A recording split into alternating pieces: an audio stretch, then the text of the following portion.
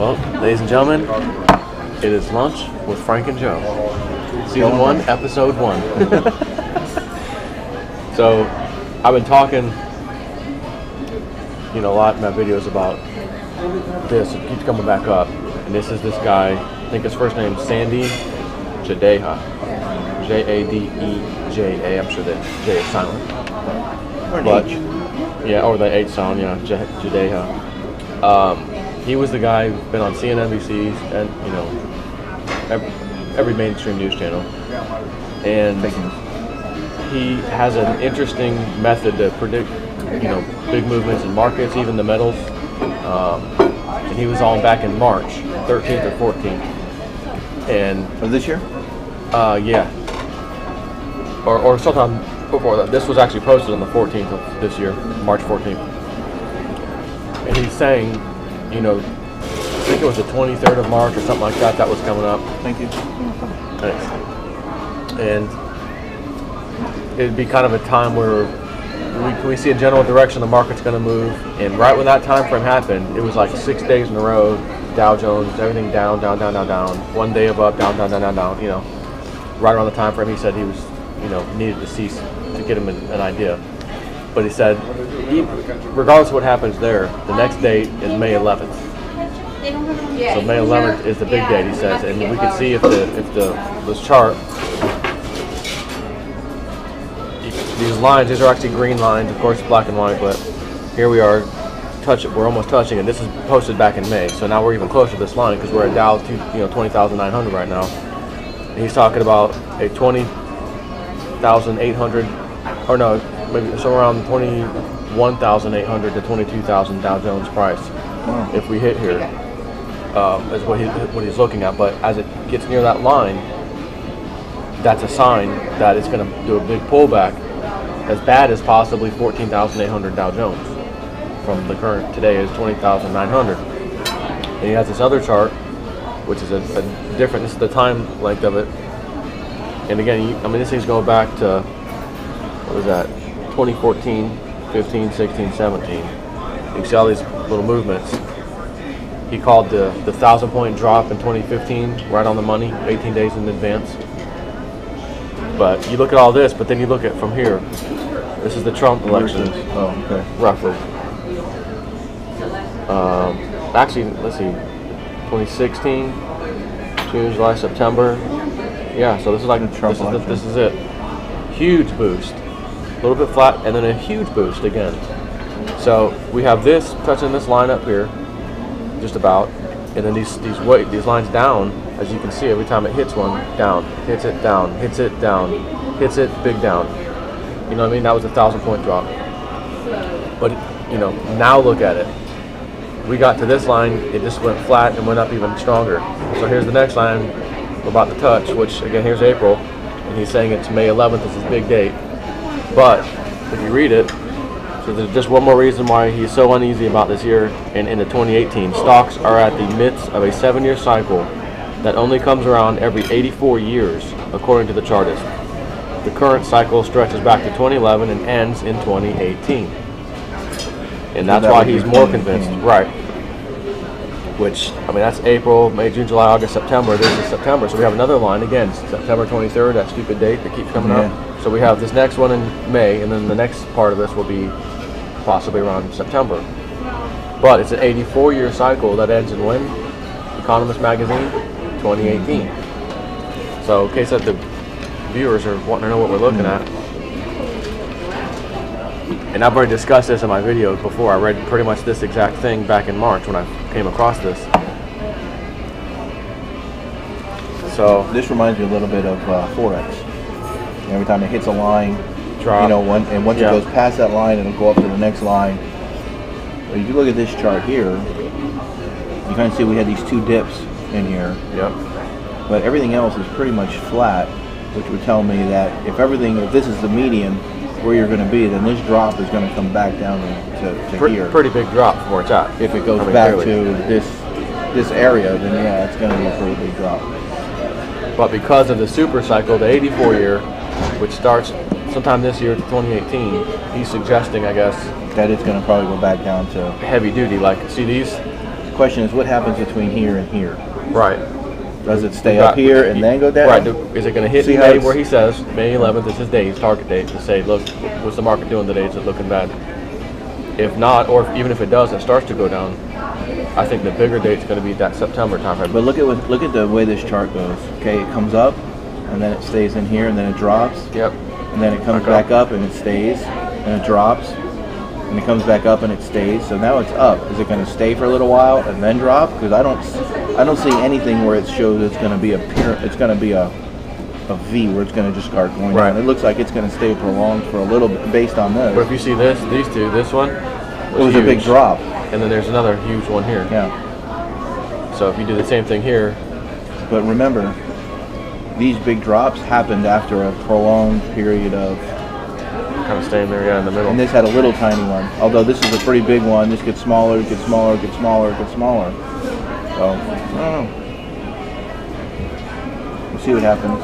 You know me, I'm not big into the whole conspiracy dates. Let's just kick the can down the road till we get to the next day. Oh, this next date's very important, so this is the one we got to look at. Yeah. So it'll be interesting. Again, May 11th, we're a week and a half away from that. I'll put it down. Okay. Yeah, so we can, I got that marked on the calendar. May 11th, what's going on? Any interesting news? But again, that next date, September, that could be even the bigger one. Maybe this can gets kicked till then. It's hard to say. September 23rd. They've given the $1 trillion budget thing. Let's get that passed, which they did, I guess. They passed it. So that gives us till September, which we're back to square one again, where we really need to kick the can, the debt ceiling can. They raised it 1.1 trillion, and it only gets us through September. That's insane, because we already have our GDP, our taxes, all that stuff that should get us there by itself. Now we need to add $1 trillion on top of that right off the bat. 1.1 trillion. Yeah. You okay? Unbelievable. And you got healthcare, which passed the House, but they're saying now, Senate again. Actually, everyone's cheering. The right's cheering. It's going to go through this time. The left saying, no, not yet. Well, the Democrats were singing or something when it was passed the House. They were singing. I mean, I never saw a bunch of people so happy to see somebody else try to fail. I know. Oh yeah. And I mean, Trump said it a while back.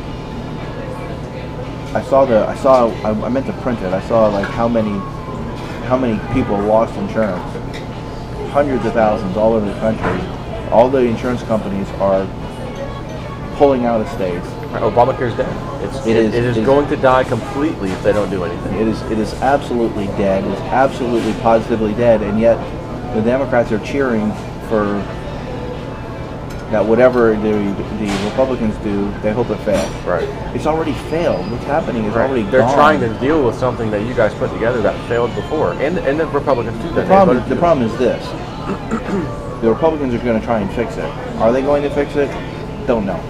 They're trying to fix it. Right.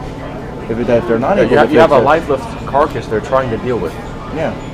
And then, so you either say, okay, this is dead, it's staying dead, or you try to do something. It sucks for the American people if we did nothing, or if the Republicans did nothing and just let it die. Right, and you keep hearing people, well, we could go to a single payer like Canada, and it's like, well, ask them. Every time they need any kind of major medical procedure, they come to the U.S. I said it when Obamacare was passed back in whenever it was, 2008, 9, 10. 10, I think, I said that this plan was put together to intentionally fail. Now we find out that Obama raided Medicare to pay for it. Yes. Illegally, basically. Illegally. That was just out. You don't hear that on the news anywhere. And I said their main goal was not Obamacare, and their main goal was not insurance. Their main goal was as a penalty, wealth distribution, but to go to eventually the end game was single payer. That's where they wanted to go. Right. They can't even run the VA properly, but they want to run healthcare for everybody else. Yeah, exactly. Got people dying, dying to get the VA. You can see they end up dying because of it. And it's incredibly sad that that's where it's going. But I have a feeling that I'm only listening to some of the things I hear, But I have a feeling Trump's kind of taking us down the same path. I love Trump. I think Trump's great. I think what he's done, you don't even know what he's really done because the media is not counting for anything. They're making it seem like he's done nothing. Oh, the first 100 days, what has he accomplished? He needs a win. But he's actually got quite a bit of stuff done in his first 100 days. Done. I mean, he really has. But there are three major things. Well, again, healthcare, tax reform. I mean, those are the two main things he's trying to get done. Of course, the debt ceiling is not something he's trying to get done. I trust Trump's going to do the right thing. I believe, I said it from the very beginning. When he says he wants to do something, he says he's going to do something, I believe him. I just believe the word. Any politician saying, I want to do this or I want to do that, I don't believe him. But when he says it, you know, at least the intention appears to be there. When he says it, I absolutely positively believe it. So I think he's got the best ideas for what he wants to do. But he's not finding out, boy, this is a little harder than I thought because he's got a lot of these people who don't want change and don't want it. I said when Obamacare was there that it would never, once it's in place, it's never going away. And for years and years and years, Republicans have, well, we're going to repeal it, we want to repeal it, we want to repeal it. And now most of it's still going to remain. You know? I think, and I said it before, I think the reason why is it was all lip service. They're just trying to do it because they knew it was never going to go away. I knew it was never going to go away. I've said it in the past, it's never going away. Nothing usually does. Once they pass something, it's there, you know, good luck. It's never going to go away. So I've said that before, I still say that. Well, let's think about this. If the Senate, I thought I heard already they may vote today or something possibly on it. It's in the Senate. I don't think Rand Paul, he said he wants to look at it. I'm not sure he's going to vote for it. He's going to put his stamp on it. I don't know. I don't know how they were. Well, if it doesn't go, well, I guess my point is if it doesn't go the second time, I'm going to say, okay, Donald Trump's probably going to come out and say, you know what? I've tried twice. It's not working. And now we're going to let Obamacare implode like it was intended to. And we'll just pick up the pieces afterwards. But that's what the Democrats want. That's what you're going to get. And some of the Republicans are going to against it. Fine, guys. Here I'm okay with it. I was okay with it not passing the first time. The Freedom Caucus, they're the very conservative group. They're the ones that we put in there to have our way. And if they were saying it's not good, then I'm going to say it's not good. Right. I don't think Trump knows everything that was in there. I think Trump is appointing people to run it for him, but he's not looking at it. And even if he looks at it, I'm not sure he really knows what he's looking at. Well, it's 1,600 something pages or something? It's huge. You know, the Freedom Caucus is there. And, they're the very conservative group that is looking out, I feel, for a more conservative base. I think the biggest issue is they want, there's too many congressmen and women that want, this 5% of people who are super sick, we got, pre-existing conditions, we got to keep them. We got to make sure they have coverage at reasonable prices. They're trying to say, well, we need to be allowed to let the insurance companies charge them more because they are more sick than everybody else. The rest of us shouldn't have to pick up the tab, and they're not liking that. No, we need to make it fair across the board. So basically, all of us still have to chip in with these huge, premiums. What about? I'm for everybody being healthy. I think if you get a catastrophic illness, you shouldn't be bankrupt for the rest of your life and have to suffer. Sure. Look, I believe everybody should have health care. I believe kids should have health care. Old people. I think everybody should have health care and be taken care of. Do I think it's a right? No. I think it's a privilege. It's a privilege. It's a privilege. But why can't, if the government can create a VA and take care of the veterans on the government dime, then why can't they create a subsidy for those who have those catastrophic issues? Let the rest of us do what we've been doing and have insurance where we have. Because someone has to pay for it. If the government's going to do it anyway, then let them just have. Why don't they just handle it? I'd just say, why don't you just keep borrowing more money? You're borrowing it like drunken sailors now anyways. Just borrow some more. Yeah. Instead of have China and Japan, buy those bonds, just have the Federal Reserve do what it did. It'll be the buyer. We're not going to pay interest to the Fed. No. It's our own money, right? So just print money. Like Donald said, just print the money, So, but I think if this goes down, the whole, this chart we're looking at, Trump got elected, we're riding the Trump train, hopium, smoking. Second attempt, it failed. Now he's going to look kind of like a failure. Not in any fault of his own, but because of that event, if this doesn't go through the Senate. Yeah. It's your second time in a row. Hey, but how about those 100 days, Trump? The left is going to have a heyday. It's 100 days. We even gave him some extra time. It's past 100 days, and it failed again. It took years for Obama to get Obamacare Right. passed. Oh, but they're going to be all over his case. We're not going to be That's able to change it in 100 days. This is not going to happen. Right. But I don't understand where I was going with that before. Is I don't understand the process. Trump is saying it's a 3-step process. We've got to pass this in the House. It goes to the Senate. It passes the Senate. Stage 1. Then stage 2 comes, and we can start doing these other things and implementing them in stage 2. And then once that is complete, then we have stage 3. Maybe Trump's grand scheme is looking at the whole pizza instead of looking at it in pieces. And Like at the end, this is what we're going to get. And he needs Obamacare repeal and replace to happen in order to go forward with his tax plan. Without that piece, they're saying he can't go forward with the tax plan because there's like $1 trillion or $2 trillion built in somehow that I think it's needed to, it's the money that I think Obama stole to fund it that we have to somehow give back. And I don't think he has really conveyed that to the people. I mean, he hasn't. I mean, let's face it. Obama has thrown Trump under the bus and spied on him. Yeah, and he just got his $400,000 payday for Wall Street speech. 30-minute speech. Guess who paid him? Wall Street. Yep. Elizabeth Pinocchio, Pocahontas, Warren. Yeah. Well, it does trouble me a little bit. Why don't you call him out? You called out everybody else for it. Call him out. Don't say it like that. Yeah, call him out like you normally would call him out. No. Exactly. No, Pocahontas is staying true to the chief. That's right. Yeah. Unbelievable. What do you got over there? Just a couple things like Le Pen this weekend. That's right. Huge election. Saw a video this morning. Reporter on the street in Paris. So, what do you think about the immigrant situation, the influx? Oh, I think it's a good thing. Yeah, it's good for diversity. It's good for fantastic. And you'd have no problem taking in immigrants to your house. Oh no, I think it's a good thing. Well, listen, where I'm running a program, we actually have some immigrants. I need some homes. So, can I get your name and address so we can go ahead and have? Well, tonight's not really good, and well, okay. Well, we've got these other people. Isn't that amazing?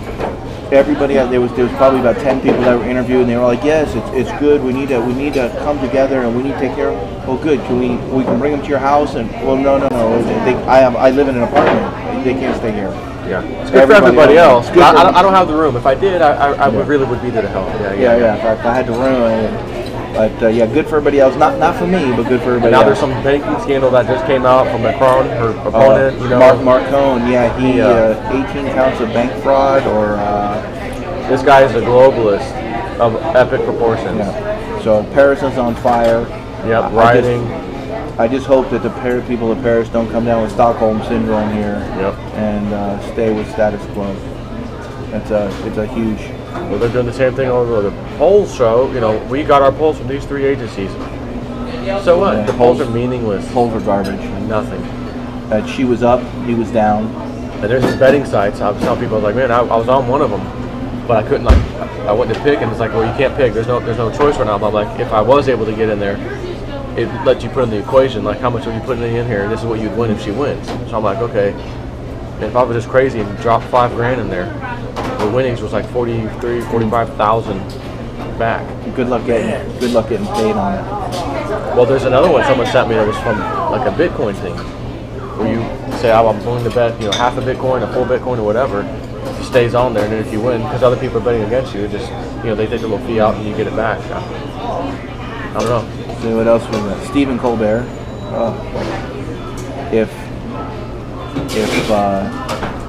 Oh my God, O'Reilly. Let's talk about Bill O'Reilly for a second. The guy gets thrown off the air on accusations, things that haven't even been proven true.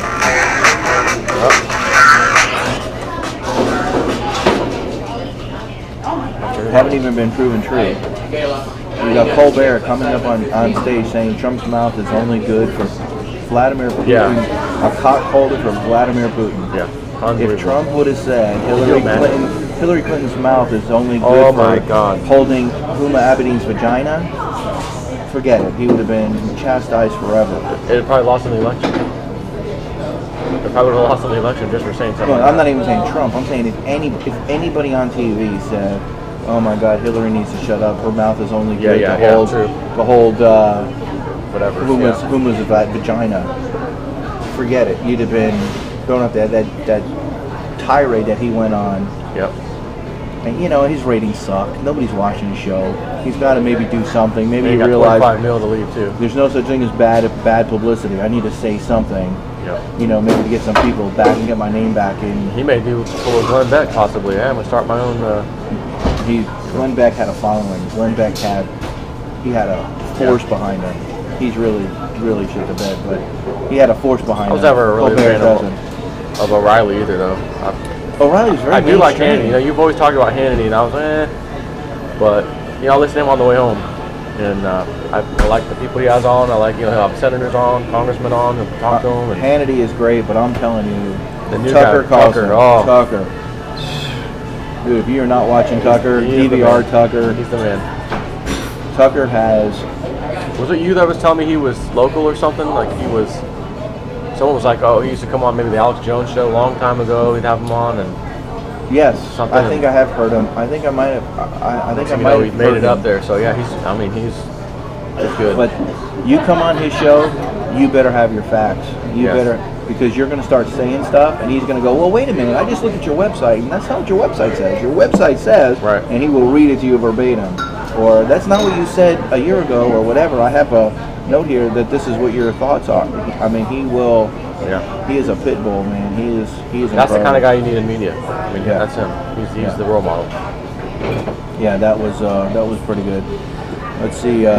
Julian Assange came out yesterday, said James Comey lied and perjured himself twice under that meeting. I don't know the particulars of that, but he's saying he perjured himself under oath in that deposition or whatever he gave the other day that they were talking about.